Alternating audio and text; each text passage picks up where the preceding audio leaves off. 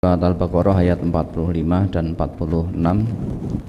Wasta'inu bis-sabri was-salah wa innaha lakabiratun illa 'alal khashi'in alladzina yazunnuna annahum mulaqu rabbihim wa annahum ilaihi raji'un. Dan mintalah pertolongan kepada Allah dengan sabar dan salat. Dan sesungguhnya yang demikian itu sungguh berat kecuali bagi orang-orang yang khusyuk, yaitu orang-orang yang meyakini bahwa mereka akan menemui Tuhannya dan bahwa mereka akan kembali kepadanya. Salat itu untuk berfungsi fungsinya sebagaimana yang ditetapkan oleh Allah itu berat dilakukan. Berat bagi manusia biasa yang hatinya tidak khusyuk. Namun fungsi sholat bisa tegak mudah dilakukan bagi hamba Allah yang hatinya khusyuk. Khusyuk itu apa? Al-khudu' wat tawadu' itu khusyuk.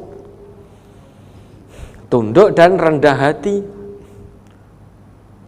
Nah, orang yang khusyuk itu menurut Allah dalam ayat ini alladzina yadunnuna annahum mulaqu rabbihim wa annahum ilaihi raji'un. Dia sadar betul, yakin betul bahwa suatu saat dia pasti akan menghadap Allah, kembali pulang untuk menemui Allah, mempertanggungjawabkan semua perbuatannya ketika Allah beri kesempatan hidup di dunia. Orang khusyuk yakin betul satu saat dia akan pulang ke kampung halaman yang abadi. Kampung halaman manusia itu bukan di dunia ini. Kampung halaman manusia itu semuanya sama, yaitu sana di negeri akhirat.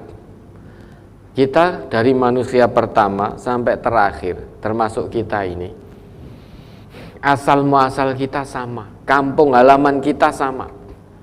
Dan satu saat nanti, hakikatnya saat ini kita sedang antri satu persatu untuk pulang ke kampung halaman yang abadi.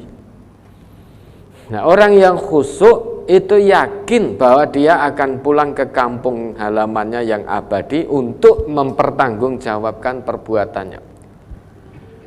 Maka karena dia meyakini itu, fungsi sholatnya dia usahakan untuk tegak setegak-tegaknya, yang tanha 'anil fahsya wal munkar. Memang harus diusahakan, dan usahanya melalui jalan terjal. Tidak bisa kita ongkang-ongkang kaki santai. Untuk memfungsikan sholat kita tidak bisa dengan santai tanpa usaha. Kalau tanpa usaha berarti kita hanya isqatul wajib. Sholat kita hanya sebagai penggugur kewajiban. Karena orang Islam punya kewajiban sholat. Oh, wayai sholat subuh, wayai sholat duhur. Nanti habis sholat duhur, menipu lagi, mencuri lagi, korupsi lagi, fitnah lagi, ghibah lagi, sehingga full sholatnya tidak berfungsi. Itu berat. Namun mudah dilakukan oleh hamba Allah yang hatinya khusyuk. Khusyuk salah satunya adalah tawadhu. Tawadhu harus diusahakan dari dalam diri kita sendiri. Harus dipaksa. Nah, kalau kita tidak mau berbenah, tidak mau memaksa diri, maka hati-hati, bisa jadi kita pulang ke kampung halaman kita nanti dalam keadaan tidak tawadhu.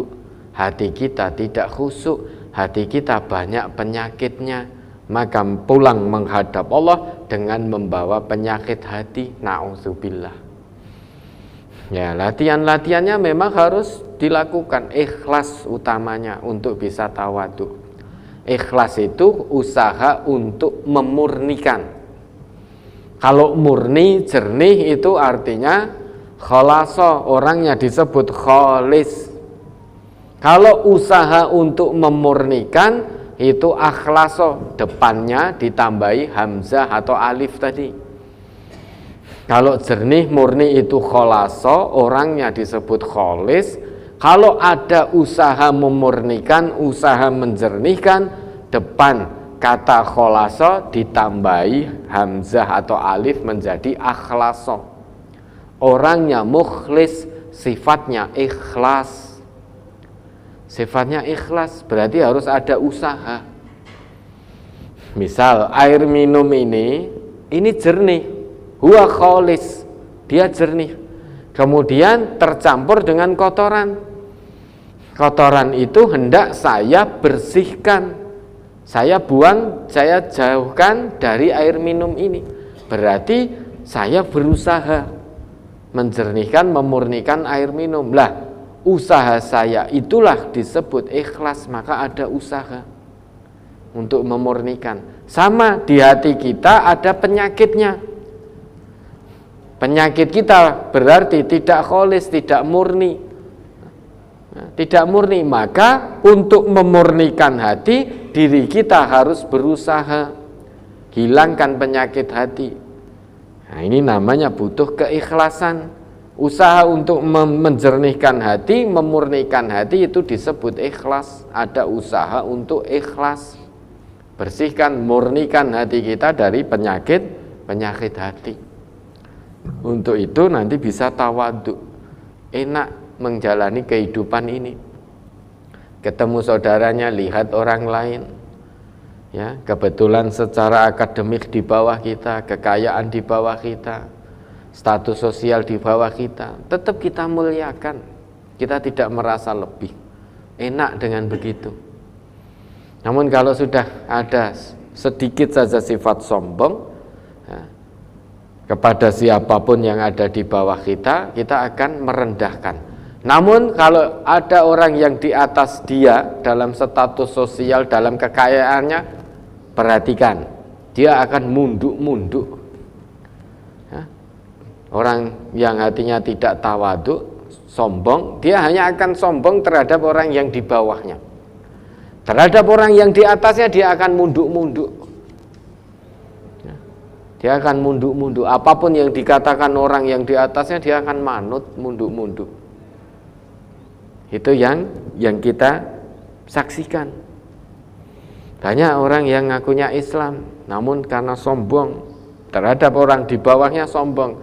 Namun kalau ada orang lain di atasnya, sudah dia bertekuk lutut. Bertekuk lutut sudah. Karena sadar, ini orang secara kekayaan di atas saya. Tidak mungkin saya sombong di hadapannya. Secara status sosial masyarakat lebih tinggi daripada saya. Tidak mungkin saya sombong dengan status sosial saya di hadapannya. Maka yang terjadi bertekuk lutut, tidak berani mendongakkan kepalanya. Tidak berani. Tapi ketika di hadapan orang di bawahnya, sudah mencereng-mencereng, malangkrik, memandang rendah orang yang di bawahnya. Ketika berada dengan di hadapan orang di atasnya, wis mendelik, rawani ngopo-ngopo. Mau nyuara, mau ngomong saja rawani. Ya, itu yang terjadi. Ya, maka harus dilatih, dipaksa dirinya. Ya, mudah-mudahan bisa dipahami. Ada lagi?